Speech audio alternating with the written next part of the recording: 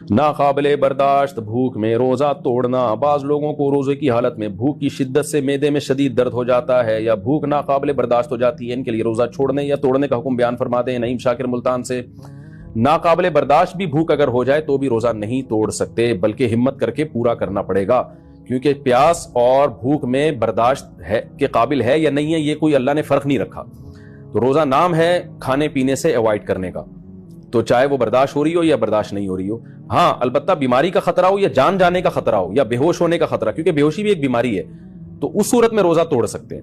اب کسی کے معدے میں شدید درد ہو رہا ہے شدید بھوک کی وجہ سے، تو یہ ایک بیماری ہے، کیونکہ نارمل ایسا ہوتا نہیں ہے. کتنی بھی بھوک لگی ہو آپ کو 24 گھنٹے بھی بھوکے نا آپ کے پیٹ میں درد نہیں ہوتا، لیکن بعض دفعہ کوئی بیماری ہے جیسے کسی کو السر ہے یا اور کوئی بیماری ہے جس کی وجہ سے بھوکا رہنے سے پیٹ میں شدید درد ہو رہا ہے، تو درد ایک بیماری ہے، بیماری میں روزہ توڑا جا سکتا ہے تو اس درد کو ختم کرنے کے لیے.